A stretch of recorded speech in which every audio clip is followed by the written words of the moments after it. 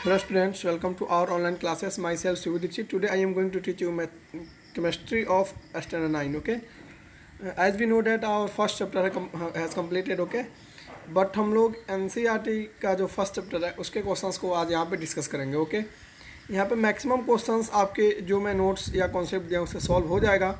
एक दो ऐसे क्वेश्चंस होंगे जिसे मुझे एडिशनल कॉन्सेप्ट देना पड़ेगा, तो मैं उसको समझा करके आपको NCERT के सभी क्वेश्चंस को क्लियर कर देता हूँ. Okay. So let us start. Question number 1, which of the following are matter. मैंने आपको बताया था कि मैटर क्या होते हैं, जो स्पेस ऑक्यूपाई करें, जिनके कुछ ना कुछ वॉल्यूम हो. तो देखिए यहाँ पे चेयर हो जाएगा, एयर हो जाएगा. मैंने आपको पहले भी बोला था लव, स्मेल, हेड, ये सब नहीं है. ठीक है. आलमंड्स, बादाम हो जाएंगे. थॉट, सोच हमारी है नहीं. कोल्ड, ठंडी भी नहीं है मैटर. कोल्ड ड्रिंक मैटर हो जाएगा. ठीक है. स्मेल और परफ्यूम भी मैटर नहीं होगा. तो मैं आपको पहले भी बता चुका हूँ. Give reasons for the following observations. The smell of hot sizzling food reaches you several meters away, but to get the smell from cold food, you have to go close. दिया आपको कि एक गर्म खाने की सुगंध हमें दूर से ही मिल जाती है, बट ठंडे खाने की सुगंध लेने के लिए हमें पास जाना पड़ता है. क्यों? मैंने आपको ये क्वेश्चन बता चुका है. मैंने बोला था जो डिफ्यूजन होता है ना, डिफ्यूजन की वजह से हमें सुगंध मिलता है किसी खाने का या परफ्यूम का या अगरबत्ती स्टिक्स का. ठीक है. तो जो रेट ऑफ डिफ्यूजन है या टेम्परेचर के डायरेक्टली प्रोपोर्शनल होता है, मैं डिस्कस कर चुका हूँ. यानी जब टेम्परेचर इंक्रीज होगा तो डिफ्यूजन भी इंक्रीज होगा. तो गर्म खाने की जो टेम्परेचर है वो ज़्यादा होता है, जिससे ज़्यादा डिफ्यूज होकर दूर दूर जाते हैं, जिससे हम ईजिली उसको सुगंध को ले पाते हैं. वहीं है the smell of hot sizzling food reaches several meters away as the particles of hot food having more kinetic energy and hence the rate of diffusion is more than the particles of cold food. ठीक है ना. Diffusion की rate high है, जिसकी वजह से हमें गर्म खाने की सुगंध दूर से ही मिल जाती है. अब देखते हैं 3. A diver is able to cut through water in a swimming pool. Which property of matter does this observation show. Diver समझते हो, जो गोताखोर होते हैं. दे रहा है कि एक गोताखोर स्विमिंग पूल में पानी को आसानी से काट सकते हैं, मतलब पानी को चीरते हुए तैरते हैं. तो यह कौन सा मैटर को फॉलो कर रहा है. ठीक है, हमें बताना है. मैंने आपको बोला था एक होता है इंटरमोलिकुलर फोर्स ऑफ अट्रैक्शन.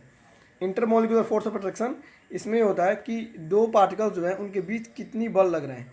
मैंने आपको बताया था कि intermolecular force of attraction solid में सबसे अधिक होता है, लिक्विड में उससे कम और गैसेस में सबसे कम होते हैं. तो लिक्विड में जो इंटरमोलिकुलर फोर्स ऑफ अट्रैक्शन है, यानी उनके पार्टिकल्स के बीच का बल बहुत सॉलिड की तुलना में बहुत कमज़ोर होता है.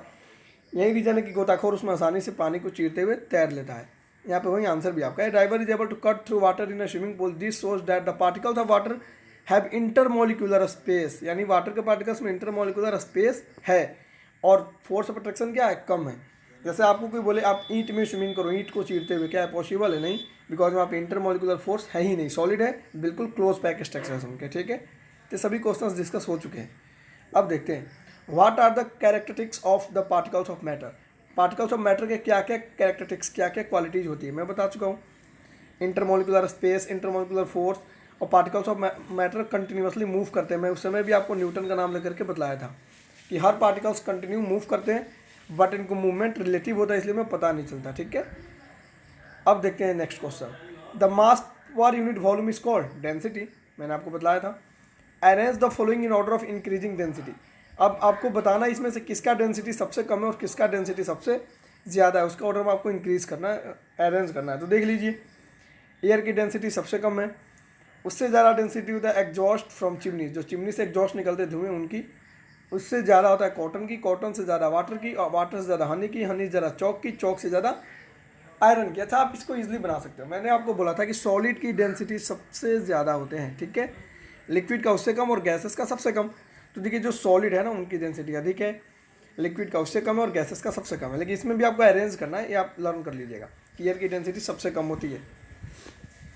और मैं डेंसिटी की एक्चुअल फीलिंग में बताया था. The degree of closeness of particles is called density. तो वहाँ से आप निकाल सकते हो. यहाँ आप देखिए, tabulate the difference of the matter common of the following: rigidity, compressibility, fluidity, filling a gas container, shape, kinetic energy and density. मतलब आपको सॉलिड, लिक्विड, गैस का इन सब पे आपको इफेक्ट देना है. मैं सब बता चुका हूँ. देखिए, जैसे सॉलिड की अगर हम बात करते हैं तो सॉलिड का शेप फिक्स होता है, लिक्विड का शेप फिक्स नहीं होता है, और गैसेस का भी नहीं होता है. वॉल्यूम, सॉलिड के वॉल्यूम फिक्स होते हैं, मैं पहले पढ़ा चुका हूँ. लिक्विड के वॉल्यूम फिक्स होते हैं, गैसेस के वॉल्यूम फिक्स नहीं होते. रिजिडिटी या फ्लूइडिटी. रिजिड मैं बताया था, रिजिड क्या है, फ्लूइड क्या है, रिजिडिटी क्या है, फ्लूइडिटी क्या है. रिजिडिटी उनकी सॉलिडनेस. तो सॉलिड्स आर रिजिड और ये फ्लो नहीं करते हैं. गैसेस कैन फ्लो और नॉट रिजिड होते हैं, और कैन फ्लो नॉट रिजिड। और गैस और लिक्विड क्या करते हैं, फ्लो करते हैं। मैं बताया था इनको फ्लूइड बोलते हैं ना गैस और लिक्विड को, क्योंकि ये फ्लो करते हैं, बट इनमें रिजिडिटी गुण नहीं होता है। इंटरमोलिकुलर फोर्स बता चुका हूँ, इसमें मैक्सिमम, इसमें less than solid but more than sorry intermolecular force, yes intermolecular force की जब बात करें हम तो इसमें मैक्सिमम होगा। यहाँ पे देखिए less than solids but more than gases, से रॉन्ग है, यहाँ पे मोर देन गैसेस होता है, ठीक है। और यहाँ पे वेरी लेस होता है इंटरमोलिकुलर फोर्स। जब फोर्स ज़्यादा है, स्पेस इसमें बहुत कम होगा, क्योंकि सॉलिड के पार्टिकल्स क्लोज पैक होते हैं। इस सब मैं करा चुका हूँ। कंप्रेसिबिलिटी, सॉलिड को कंप्रेस नहीं कर सकते हैं, लिक्विड को कर सकते हैं, गैसेस को भी कर सकते हैं। तो ये सभी टॉपिक्स मैं बता चुका हूँ आपको। रिजिडिटी, कंप्रेसिबिलिटी, ये सब हो गए आपके, मैंने करा रखा है, ठीक है। फ्लूइडिटी भी मैंने करा दिया आपको। Filling of a gas container, देखिए जैसे कि गैसेस होते हैं ना, उनको आप किसी कंटेनर में रखिए तो उसको पूरी तरह से फिल कर देते हैं, लेकिन सॉलिड्स और लिक्विड नहीं कर पाते हैं। एक क्वेश्चन मैं आपको बताया था, ऐसा होता क्यों है? क्योंकि गैसेस का इंट्रोपी, मैंने आपको इंट्रोपी कराया था, याद होगा। इंट्रोपी मीन्स उसके पार्टिकल्स कितना फ्रीली मूव कर रहे हैं, ठीक है। तो गैसेस की इंट्रोपी सबसे अधिक होता है, इसलिए उसके पार्टिकल्स बहुत अधिक मूव करते रहते हैं। उनको आप कंटेनर में रखो तो चारों तरफ फैल जाएंगे और उस कंटेनर को फिल कर देंगे, बट सॉलिड और लिक्विड के साथ ऐसा नहीं होता है। तो gases are particles which vibrate randomly in all directions, the gas can fill the container, ठीक है। शेप के बारे में हो चुका है। काइनेटिक एनर्जी होता है क्या, ऐसी एनर्जी जो किसी बॉडी में उसकी मोशन के द्वारा होता है, उसको हम क्या बोलते हैं, काइनेटिक एनर्जी। जैसे मान लीजिए फैन मूव कर रहा है, तो फैन में मोशन है तो उसमें काइनेटिक एनर्जी हो गया, ठीक है। यानी एक मूविंग बॉडी के पास हमेशा काइनेटिक एनर्जी होता है, ठीक है। The energy possessed by a particles due to their motion, जब मोशन होगा is called kinetic energy. Molecules of gases vibrate randomly as they have maximum kinetic energy. अब गैसेस के पार्टिकल्स जो है हमेशा घूमते रहते हैं इधर उधर, तो इसलिए उनकी गैसेस की जो काइनेटिक एनर्जी सबसे अधिक होती है। सॉलिड्स तो कांस्टेंट है, जैसे ईंट है आप यहाँ पर रखे, ईंट तो मूव नहीं करता तो उसकी काइनेटिक एनर्जी जीरो है, बट गैसेस आप कहीं भी रख दो तो मूव करते रहते हैं, तो गैसेस की काइनेटिक एनर्जी मैक्सिमम होती है, ठीक है। लिक्विड की बात करें तो डिपेंड करेगा शेप पे, अगर आप क्लोज कंटेनर में रख दो तो मूव नहीं करेगा, वहीं नदी में देखो तो लिक्विड मूव करेगा, तो उनकी काइनेटिक एनर्जी, यानी कोई बॉडी अगर रेस्ट में है तो उसकी काइनेटिक एनर्जी जीरो होगी, क्योंकि काइनेटिक एनर्जी का फॉर्मूला होता है 1/2 mv², यानी half into mass into velocity का स्क्वायर। तो जब वेलोसिटी जीरो होगा तो काइनेटिक एनर्जी भी क्या हो जाएगा, जीरो हो जाएगा। तो एक रेस्ट में जो बॉडी है उसकी काइनेटिक एनर्जी जीरो होता है। डेंसिटी करा चुका हूँ आपको। Question number 3, give reasons. A gas fills completely the vessels in which it is kept, ठीक है। B, a gas exhaust pressure on the walls of the container. C, a wooden table should be called a solid. और D, we can easily move our hand in air. ये most important question है।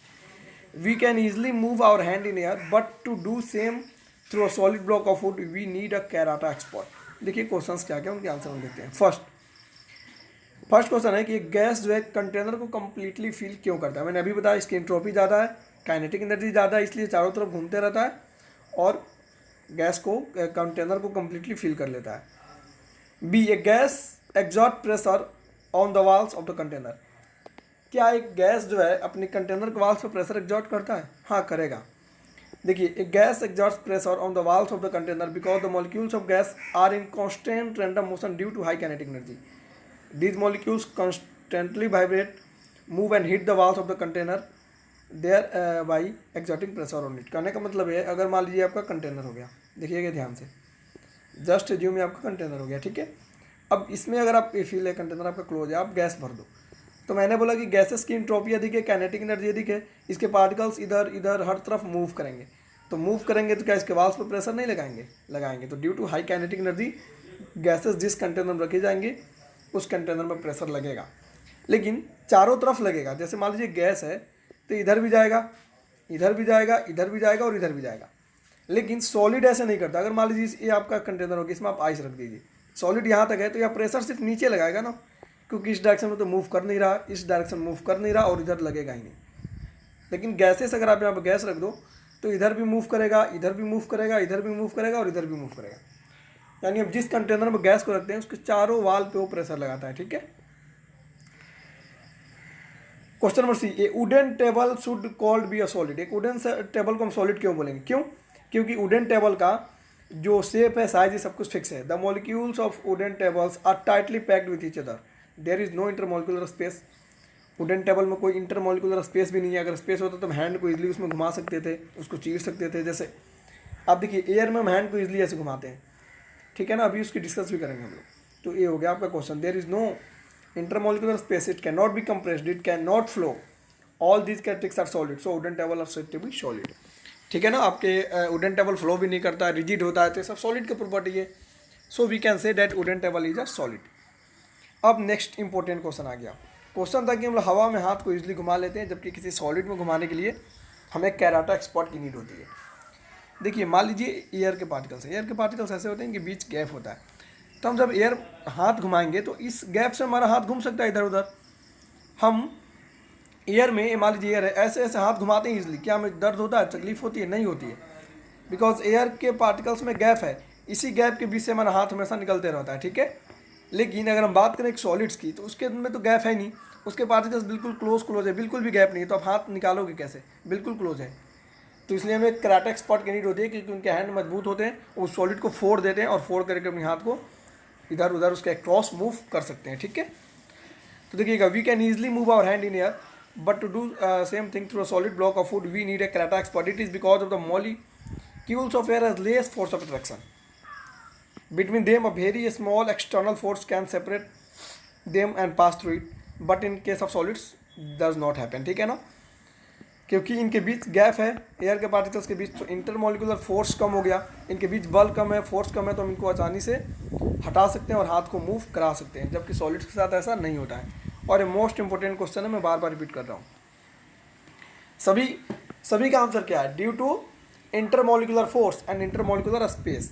क्योंकि intermolecular space है, तो इस space से हम निकाल सकते हैं, और स्पेस होने की वजह से इनके बीच फोर्स कम है, अट्रैक्शन फोर्स कम है, तो जब अट्रैक्शन फोर्स कम है तो इनके पार्टिकल्स को हम दूर दूर भी कर सकते हैं और हाथ को इजीली मूव कर सकते हैं। ठीक है, अब देखिएगा नेक्स्ट क्वेश्चन है, liquids generally have lower density as compare to solids. मतलब लिक्विड का डेंसिटी तो कम होता है, but you must have observe that ice floats on water, find out why. Question समझिए ध्यान से, आपने लोअर क्लासेस में सब किया होगा, मैं एक बार आपको इसको रिकॉल कराता हूँ। They are liquids generally have lower density. अच्छा, जैसे मान लीजिए आपका एक लिक्विड हो गया, समझिए ये लिक्विड का पार्टिकल्स हो गए, और इस पर आप ना ऑयल डालो। आपका होता ये है कि लिक्विड नीचे ही रह जाता है और ऑयल ऊपर आ जाता है, ऐसा होता है। ऐसे क्यों होते हैं? देखिए, जिस पार्टिकल का डेंसिटी कम होता है वह ऊपर रहता है, जिस पार्टिकल का डेंसिटी कम होगा वो ऊपर रहेगा, और जिस पार्टिकल की डेंसिटी ज़्यादा होगा वो नीचे रहेगा। यानी मेरा कहने का मतलब ये है कि जिसका डेंसिटी ज़्यादा होगा वह डूब जाएगा, और जिसका डेंसिटी कम होगा वह फ्लोट करेगा। क्वेश्चन मेरा कॉन्सेप्ट ये है, अगर मैं बोलता हूँ कि एक ये वाटर है और हमने ऑयल डाला, तो ऑयल ऊपर फ्लोट कर रहा है, क्यों? क्योंकि ऑयल की डेंसिटी कम है। अच्छा, अगर इसी वाटर में मैं लोहे की कील डाल दूँ, तो लोहे की कील जो है डूब जाएगा। ठीक है, क्यों? क्योंकि इसकी डेंसिटी ज़्यादा है, जो डूब जाएगा उसकी डेंसिटी क्या होगी? ज़्यादा होगी, और जो फ्लोट करेगा उसकी डेंसिटी क्या होगी? कम होगी। बेसिक कॉन्सेप्ट यही है कि जो फ्लोट करेगा उसकी डेंसिटी कम होगी। अब बात करते हैं, आपको पता है कि सॉलिड्स की डेंसिटी तो ज़्यादा होता है लिक्विड के डेंसिटी के कंपेरिजन में। समझिएगा क्वेश्चन को, सॉलिड की डेंसिटी, क्योंकि डेंसिटी क्या होता है? Degree of closeness of particles, यानी किसके पार्टिकल्स कितने क्लोज हैं, तो सॉलिड के पार्टिकल ज़्यादा क्लोज होते हैं, इसलिए सॉलिड्स की डेंसिटी ज़्यादा हो गई। तो जब सॉलिड की डेंसिटी ज़्यादा है और लिक्विड की डेंसिटी क्या होती है? सॉलिड से कम होती है, तो इसका मतलब ये है कि लिक्विड में सॉलिड को डूब जाना चाहिए, क्योंकि सॉलिड की डेंसिटी ज़्यादा है। मैंने अभी बोला कि जिसकी डेंसिटी ज़्यादा होगी डूब जाएगा। आइस भी एक सॉलिड है, तो आइस फिर फ्लोट क्यों करता है? क्वेश्चन ये है, इसका डेंसिटी तो ज़्यादा है, डूब जाना चाहिए, बट ये फ्लोट क्यों करता है? तो आइए इसका आंसर जानते हैं। Ice is a solid but its density is lower than water due to its structure. This is important. Ice एक सॉलिड तो है, लेकिन ये एक वाटर का ही फॉर्म है, और इसकी जो स्ट्रक्चर होता है ना, इसकी वजह से इसका डेंसिटी वाटर से कम होता है। सॉरी, जो आपका आइस है, आइस की डेंसिटी वाटर से कम होता है। ठीक है, ये सॉलिड है फिर भी। अब जब आइस की डेंसिटी वाटर से कम हो गया तो आइस फ्लोट करेगा, क्योंकि जिसकी डेंसिटी कम है वो फ्लोट करता है। तो देखिए, ice is a solid but it density is lower than water due to its structure. The molecules in ice make a cage like structure with a lot of vacant space, this makes ice float on water.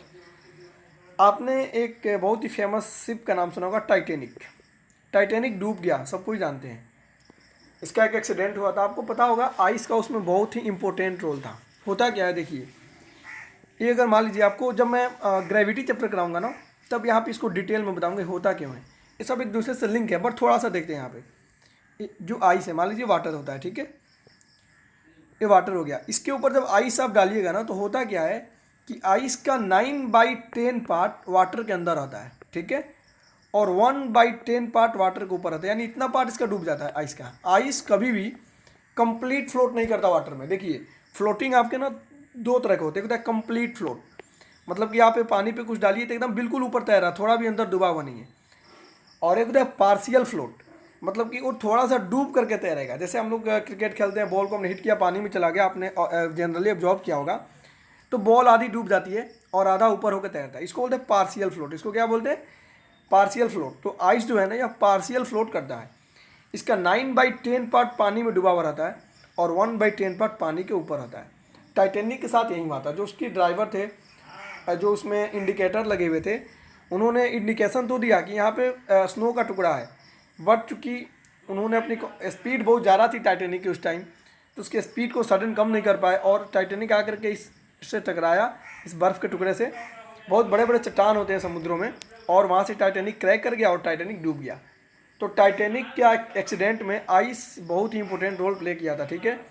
और ये आपको याद करना है कि ice पानी पर कभी भी कंप्लीट फ्लोट नहीं करेगा।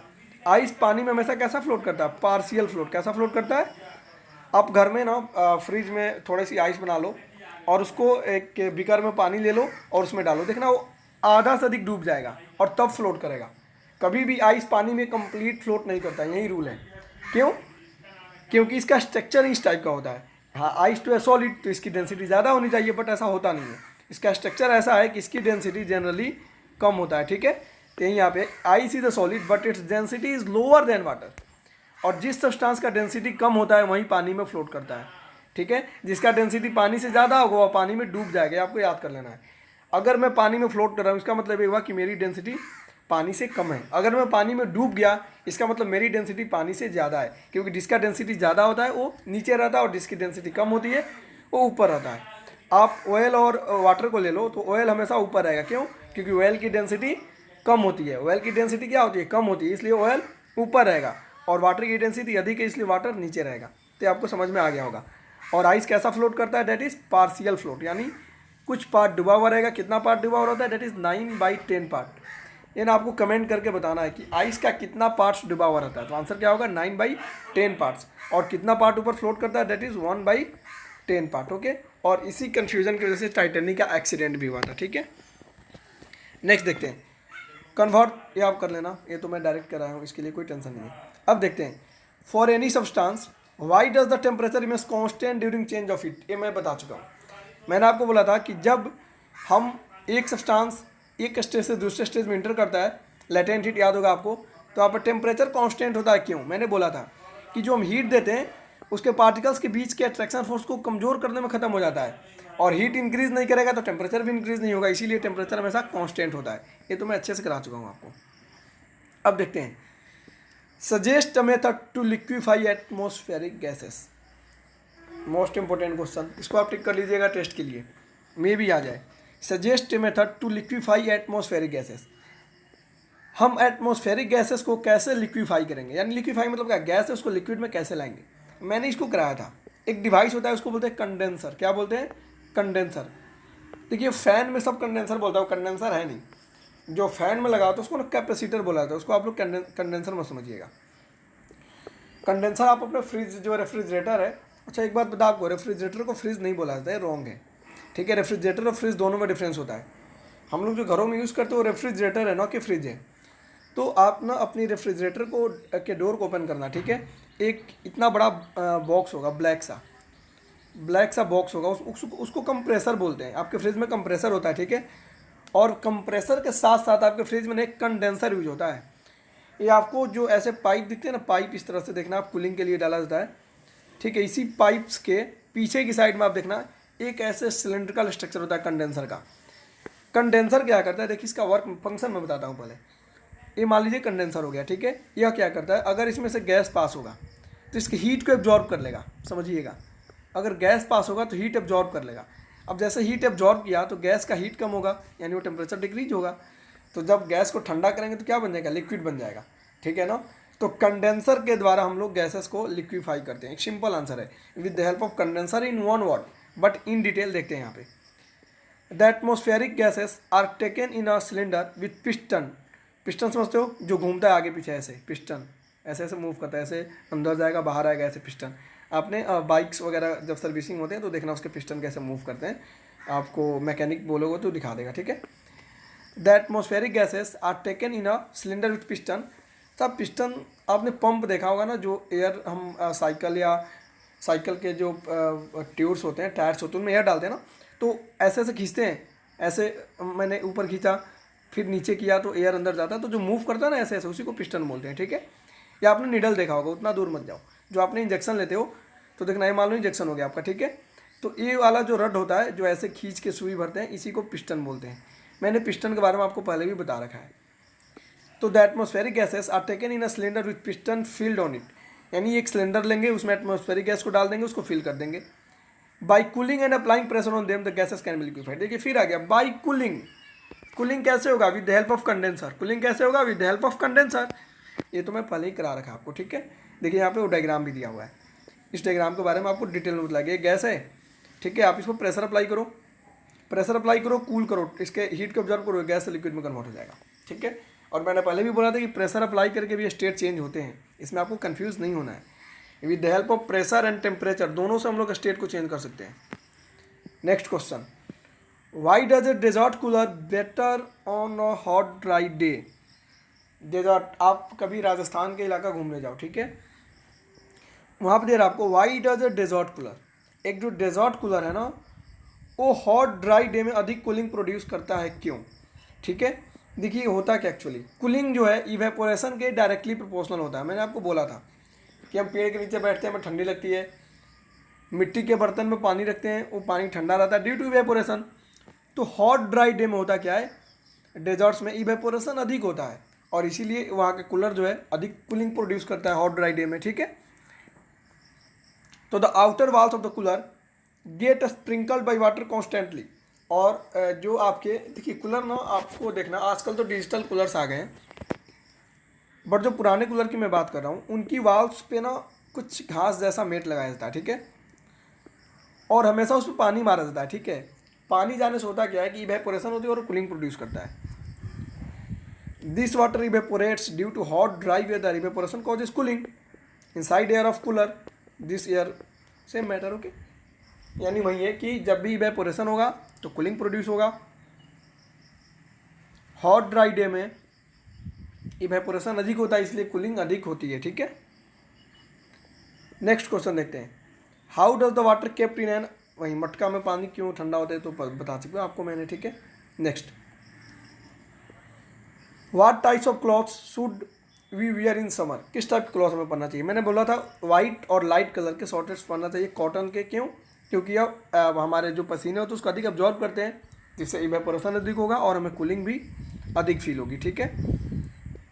ये आप चेंज कर लीजिएगा, टेम्परेचर स्केल है, इसमें कोई टेंशन नहीं होनी चाहिए आपको। नेक्स्ट आ गया question, give reasons for the following observations. Naphthalene balls disappear with time without leaving any solid, वही है, आप याद करो, मैंने आपको सब्लिमेशन कराया था, अब सब्लिमेशन से क्वेश्चन बनने लगे, ठीक है। मैंने बताया था कि नेप्थलीन सब्लाइम होते हैं, ठीक है, तो दिया आपको नेप्थलीन बॉल्स, जो नेप्थलीन का बॉल्स है, disappear with time without leaving any solid, बिना मतलब कि क्वेश्चन नहीं दे रहा है कि जो नेप्थलीन के बॉल्स होते हैं, ठीक है, वो बिना सॉलिड बने अपने स्टेट को चेंज कर लेते हैं। कैसे, मतलब बिना लिक्विड में आए, अगर मान लीजिए एक सॉलिड है तो वह बिना लिक्विड बने गैस कैसे हो जाएगा, due to what, due to, आपको मैंने बताया है, ड्यू टू सब्लिमेशन। देखिए naphthalene balls disappear with time without leaving any solid because naphthalene balls sublime and directly changes into vapour state without leaving any solid, यानी कि direct वह अपना state को स्टेप बाय स्टेप नॉन लेकर के direct vapour में convert हो जाता है ड्यू टू सब्लिमेशन। यही क्वेश्चन है आपका। Next, we can get the smell of perfume sitting several metres away, why, ये तो बहुत इजी है, due to what, due to diffusion, okay. तो आप ये देख सकते हो, arrange the following substance in increasing order of force of attraction between the particles. अब देखना है कि किसके पार्टिकल्स में ज़्यादा अट्रैक्शन होगा, वाटर, शुगर, ऑक्सीजन। देखिए शुगर क्या है, सॉलिड, तो सॉलिड में सबसे ज़्यादा होगा।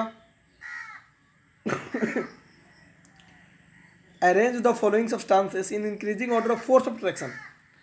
इंक्रीजिंग ऑर्डर यानी कि सबसे कम किसमें है, तो सबसे कम इसमें गैस कौन, ऑक्सीजन गैस है, ठीक है, तो ऑक्सीजन में सबसे कम होगा। वाटर लिक्विड है, उसमें इससे ज़्यादा होगा, और शुगर सॉलिड इसमें सबसे ज़्यादा होगा। तो ईजी है। आपने इसको what is the physical state of water, मैंने आपको बोला था कि वाटर एक ऐसा सब्सटेंस है जो सॉलिड, लिक्विड और गैस तीनों स्टेट में रहता है, और उससे क्वेश्चन आ गया। देखिए इट मीन्स कि मैंने कहीं ना कहीं आपको सारे कॉन्सेप्ट दे रखे हैं पहले से ही। अगर आप वीडियो को अच्छे से देखे हो तो आप ये बताओ इसमें से ऐसा कौन सा क्वेश्चन है जो सॉल्व नहीं होगा। मैंने आपको अपनी नोट्स में, अपनी वीडियोज़ में हर एक कॉन्सेप्ट को दिया है, बट मैटर यही है कि कॉन्सेप्ट के बेसिस पे आपका क्वेश्चन जो है ना ट्विस्ट कर रहा है। तो अगर आपके पास कॉन्सेप्ट है तो आप क्वेश्चन ट्विस्ट करेगा तो भी आप सॉल्व कर लोगे, बट अगर आप फर्जी काम किए हो, मतलब डायरेक्ट पीडीएफ को आपने कॉपी पेस्ट किया है, तो फिर आप फंसोगे।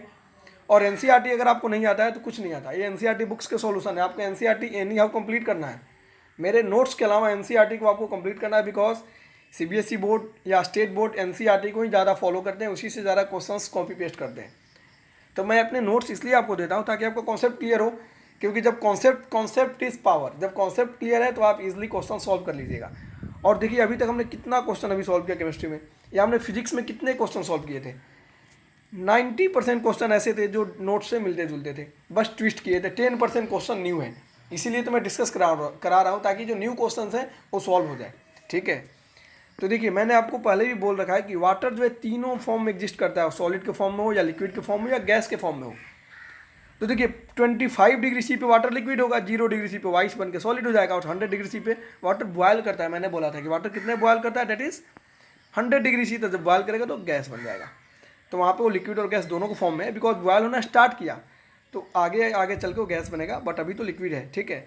तो देखिए वाटर इन सभी पे होगा क्या, एक्चुअली 0 डिग्री सेंटीग्रेड पे वाटर आइस होता है, यानी सॉलिड का फॉर्म हो गया। अब 0 डिग्री से लेकर के 99 डिग्री सी तक वाटर लिक्विड होता है, मतलब ये 1 डिग्री से, नॉट 0। अगर आपको कोई बोले 24 डिग्री सी पे वाटर क्या होगा, तो लिक्विड होगा। 10 डिग्री सी पे वाटर क्या होगा, लिक्विड होगा। 2 डिग्री सी पे वाटर क्या होगा, लिक्विड होगा। यानी 1 to 99 लिक्विड होगा। जैसे 100 पहुंचेगा यानी वाटर बॉयल करना शुरू करेगा, वहाँ पर लिक्विड भी है और गैस भी बनने लगेगा धीरे धीरे। और कोई पूछता है एबव 100 यानी 100 डिग्री सी से प्लस पे वाटर क्या होगा, तो कंप्लीटली गैस बन जाएगा, ठीक है। और मैंने आपको वाटर का बॉइलिंग पॉइंट बताया था कि 100 डिग्री सेंटीग्रेड होता है, इम्प्योर वाटर का 100 प्लस होता है। मैंने सभी पार्टिकल्स का आपको बॉइलिंग पॉइंट जो इंपॉर्टेंट से करा दिया था। ये भी बता दिया था कि बॉइलिंग पॉइंट्स कैसे कैसे डिफर करते हैं डिफरेंट कंडीशंस के अकॉर्डिंग। तो ऐसा कोई क्वेश्चन है नहीं जो मैं नहीं कराया, ठीक है। बस आप रिवीजन करो, वीडियो को वेल फ्लो में मेंटेनेंस करते हुए देखो। तो अगर आपसे कोई पूछे कि वाटर 101 डिग्री सी पे क्या होगा, तो कंप्लीटली गैस होगा। कंप्लीटली क्या होगा, गैस होगा, ठीक है। 100 डिग्री सी पे वाटर गैस और लिक्विड दोनों होगा। और 99 और 2 तक आ जाओ, 1 तक आ जाओ तो वो लिक्विड होगा। और 0 डिग्री सी पे क्या हो जाएगा, सॉलिड हो जाएगा, ठीक है, क्योंकि आइस बन जाएगा। अब देखिए give reasons to justify water at room temperature is liquid. Water room temperature पर लिक्विड क्यों है, बिकॉज रूम टेम्परेचर जनरली होते हैं 20 डिग्री सी के आसपास। और मैंने अभी तो बोला कि 0 से प्लस और 100 तक वाटर लिक्विड होगा, तो इसलिए वाटर लिक्विड है। एंड आयरन अलमीरा is a solid at room temperature. Iron अलमीरा रूम टेम्परेचर पर सॉलिड क्यों है, क्योंकि रूम टेम्परेचर 20 डिग्री सी होता है, और 20 डिग्री सी पे कोई भी सॉलिड ही होगा। आयरन को हमने बताया था कि 1539 डिग्री सी पर गर्म करेंगे तब वो मेल्ट करेगा। तो रूम टेम्परेचर उतना होता नहीं है, इसलिए वो सॉलिड है। तो बहुत ईजी क्वेश्चन थे सब। Water at room temperature is a liquid because it's freezing point 0 and boiling point 100। तो इसके बीच में फ्रीजिंग पॉइंट, यानी फ्रीजिंग मतलब सॉलिड, इस पर वो सॉलिड बनेगा और इस पर वो बॉयल करके वाटर बनेगा, वेपर बनेगा। तो बीच वाला जो टेम्परेचर है 1 to 99 तो लिक्विड के लिए बच गया, तो इसीलिए लिक्विड है। सेम अलमीरा के साथ होता है। एन अलमीरा is a solid at room temperature because melting point of iron is very high होता है, ठीक है। 1539 डिग्री सेंटीग्रेड होता है आयरन का मेल्टिंग पॉइंट। यानी आयरन को आप इतना टेम्परेचर पर मेल्ट करोगे तब जाकर को लिक्विड बनेगा। तो रूम टेम्परेचर इतना अगर हो गया तो बिलीव करो जुल्म हो जाएगा, आपके पूरे बॉडी गल जाएंगे, ठीक है। अब देखते हैं why is the ice at 273 kelvin more effective in cooling than water at the same temperature. ये क्वेश्चन ना, मतलब इसको आप जितना स्टार दे दीजिए VVI उतना कम पड़ जाएगा, ठीक है। वेरी इंपॉर्टेंट, मोस्ट VVI दे रहा आपको। अच्छा 270 केल्विन का मतलब क्या होता है, 0 डिग्री सी। इतना तो आपके माइंड में आ गया होगा। कि 270 केल्विन का मतलब होता है 0 डिग्री सेंटीग्रेड। तो 0 डिग्री सेंटीग्रेड पे वाटर तो आइस हो गया, ये आपको पता चल गया। अब आते हैं क्वेश्चन के ऊपर। Why is the ice at 270 K more effective, मतलब कि एक बर्फ़ जो है, आप केयर भी करना, बर्फ़ आपको ज़्यादा कूलिंग देता है वाटर के कंपेरिजन में, ऐसा होता क्यों है? आइए इसको देखते हैं। देखिए, आइस एट 273 केल्विन या 0 C will absorb heat energy और latent heat from the medium to overcome the fusion to become water. देखिए क्या होगा, एक आइस है, जब इसको आप बॉडी पे रखोगे तो यह ज़्यादा हीट एब्जॉर्ब करेगा, क्योंकि यह चाहेगा अब हम सॉलिड ऐसे लिक्विड में कन्वर्ट हो जाए। समझिए किस ध्यान से। तो अगर आप अपने हथेली पे रखते हो तो ज़्यादा हीट एब्जॉर्ब करेगा, और हीट एब्जॉर्ब करेगा आपके बॉडी से, तो आपके बॉडी का टेम्परेचर कम होगा और आपको कूलिंग अधिक लगेगी। लेकिन अगर आप अपने वहीं हथेली पे मान लो वाटर को रखते हो, तो वाटर आपके बॉडी से उतना हीट एब्जॉर्ब नहीं करेगा, क्योंकि वाटर एक स्टेबिलिटी पा चुका होता है। क्योंकि वाटर को तो 100 डिग्री सी हीट चाहिए, तब जा करके वो अपना स्टेट चेंज करेगा। और आपके बॉडी से 100 डिग्री सी हीट कैसे लेगा वो? हमारे बॉडी की टेम्परेचर 100 डिग्री सी तो होता ही नहीं है। 90 आपके बॉडी का टेम्परेचर पता है ना, 98.6 फ़ारेनहाइट होते हैं। समझ जाओ, 100 डिग्री सी हो गया तो आपके हड्डी गल जाएंगे, ठीक है। तो इसीलिए ऐसा होता है। तो आइस एट 273 की will absorb heat because of latent heat energy और latent heat from the medium to overcome of fusion to become water, fuse करके वाटर बनने के लिए। Hence the cooling effect of ice is more than water at the same temperature because water does not absorb this extra heat. मैंने बोला ना, water इस extra heat को absorb करता ही नहीं है, जबकि आइस इस एक्स्ट्रा हीट को एब्जॉर्ब कर लेता है। अब देखते हैं, what produces more soft bombs, boiling water और स्टीम। दे रहा है कि आपको अधिक तकलीफ किससे होगी, एक बॉइलिंग वाटर से या स्टीम से। मैं इसको भी बता चुका हूँ, आप याद कीजिए, मैं रोटी का एग्जांपल दिया था कि आप रोटी जब मम्मी आपकी रोटी पकाती हो, तो जब वो रोटी फूल के बिल्कुल बड़ा बड़ा हो जाएगा, उसमें आप धीरे से हाथ डाल देना, आपको पता चल जाएगा स्टीम क्या होता है। डालना मत, बहुत डेंजरस हो जाएगा आपके लिए, ठीक है। स्टीम ना अधिक आपके लिए पेनफुल होगा। दे रहा है कि what produces more severe burns, boiling water steam, हमें ज़्यादा प्रॉब्लम स्टीम से होगा। Steam at 100 degree C will produce more of burns at extra heat is hidden in it called latent heat, ठीक है ना। बॉइलिंग वाटर, आप boiling water में अगर उबलते हुए पानी में अगर आप उंगली डाल दो तो आपका उंगली कम जलेगा, लेकिन अगर आप स्टीम में डाल दो तो आपको उंगली अधिक जलेगा। क्यों? क्योंकि इसमें अधिक से अधिक लेटेंट हीट छुपे हुए होते हैं। And this is most important question. अब देखते हैं जरा क्वेश्चन नंबर 9 को। Name A B C D E and F in the following diagram.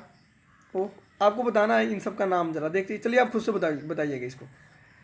मैंने तो अच्छे से कराया आपको कि इधर हीट इंक्रीज कर रहा है, देखिए इंक्रीज हीट डिक्रीज प्रेशर, और इधर आपका डिक्रीज हीट इंक्रीज प्रेशर। आइए बात करते हैं, ए क्या होगा बताइए। ये आपके लिए होमवर्क दे देता हूँ मैं, ठीक है। आपको बताना है कि इसमें कौन क्या होगा। थोड़ा सा हिंट्स दे देता हूँ, यहाँ पर सोल्यूशन आप देख लीजिएगा, हिंट्स क्या देना आपको।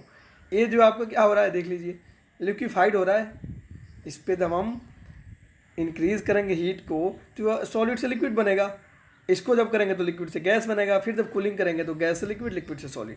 ये तो बहुत ईजी है, यहाँ पर आंसर भी आप देख के कर सकते हो, कोई दिक्कत नहीं है, ठीक है। अच्छा, एक दो क्वेश्चन यहाँ पे एडिशनल हैं, जरा इनको देख लेते हैं। दिया, why does our palm feel cold when we put some acetone और पेट्रोल परफ्यूम ऑन इट। यही हो गया कि हम अपने हथेली पे जब एसीटोन या पेट्रोल को रखते हैं तो हमें ठंडा होता है। क्यों? क्योंकि जब हम अपने हथेली पे इन चीज़ों को रखेंगे, मान लीजिए आपका हथेली हो गया, ठीक है, इस पर आपने पेट्रोल रखा, तो अब पेट्रोल आपके बॉडी से लेटेंट हीट को लेगा, क्योंकि इसका स्टेज चेंज जल्दी से इवेपोरेट होता है, पता है ना आपको, पेट्रोल को छोड़ दो तो उड़ जाएगा, ऐसे ही हो। तो यह आपके बॉडी से हीट लेगा, उड़ने के लिए लेटेंट हीट लेगा। तो जब आपके बॉडी से हीट लेगा तो टेम्परेचर रिड्यूस हो जाएगा, टेम्परेचर रिड्यूस होगा तो आपको कूलिंग लगेगी, ठीक है। तो इस तरह से आप देख सकते हो। अगला क्वेश्चन है, ज़रा देखते हैं इसको।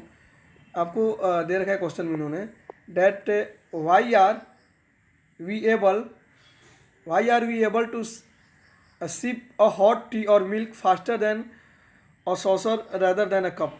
इसको ज़रा बताइए आप लोग। क्वेश्चन ये दे रखा है इन्होंने कि हम लोग, मतलब कि जो हॉट टी होता है, why we are able to sip hot tea और milk faster from a saucer rather than a cup. मतलब कि हम किसी बॉडी को अगर एक मान लीजिए प्लेट में रखते हैं, बड़े से प्लेट में रखते हैं, कहने का क्वेश्चन का मतलब ये, ठीक है। अगर हम किसी बॉडी को एक प्लेट में रखते हैं मान लीजिए, ठीक है, और उसी बॉडी को कप में रखते हैं, तो हमें उस प्लेट में पीने में आसानी होगी कप की तुलना में। क्यों? क्योंकि इस प्लेट में जल्दी से ठंडा हो जाएगा। सर जल्दी से ठंडा क्यों हो जाएगा, ये भी क्वेश्चन बनता है। क्यों हो जाएगा? बिकॉज यहाँ पर सरफेस एरिया ज़्यादा है। देखिए यहाँ पर सरफेस एरिया क्या है, ज़्यादा है इसके तुलना में, तो सरफेस एरिया ज़्यादा है तो कूलिंग भी जल्दी होगा। तो देख लीजिए, tea in a saucer have a large surface area than a cup. Cup तो छोटा होता है ना, और आप प्लेट में रखो तो प्लेट में ज़्यादा एरिया मिलेगा उसको। तो जब ज़्यादा एरिया मिलेगा तो जल्दी से कूल हो जाएगा, यहाँ पे जल्दी से कूलिंग होगा ना, इवेपोरेशन कूलिंग होगा, ठीक है। सरफेस एरिया ज़्यादा है तो कूलिंग भी जल्दी होगा, मैं पढ़ा चुका हूँ आपको, ठीक है। और वहीं कप में सरफेस एरिया कम है इसलिए इसमें कम कूलिंग होगा, इसलिए ऐसा होता है, ठीक है। एक क्वेश्चन है, what type of cloth should, ये तो मैं पढ़ा चुका हूँ, सॉरी बाई मिस फिर से हो गया, ठीक है। तो आप, ये रहा आपका केमिस्ट्री चैप्टर 1 एनसीईआरटी। और मैं फिर से रिपीट कर रहा हूँ कि आपको इसमें 90% क्वेश्चन ऐसे थे जो नोट्स के डायरेक्ट कॉपी पेस्ट थे, 5% क्वेश्चन ऐसे थे जो नोट्स से थे बट ट्विस्ट था, उसमें एक टीचर की डिस्कशन की नीड थी जो मैंने किया, और 5% क्वेश्चन ऐसा था जो कि बिल्कुल आपके लिए न्यू था, जो कि मैंने डिस्कस करके आपको बताया। तो इस तरह से आपके फिजिक्स और केमिस्ट्री के 1 चैप्टर 100% एनसीईआरटी नोट्स कॉन्सेप्ट के साथ क्लियर हो गया। और हम उम्मीद करते हैं कि आप वीडियो को केयरफुली ऑब्जर्व कर रहे हो ताकि आपको कोई प्रॉब्लम नहीं हो। ओके, नेक्स्ट लेक्चर में हम बायोलॉजी एनसीईआरटी कंप्लीट करेंगे। Okay, thanks.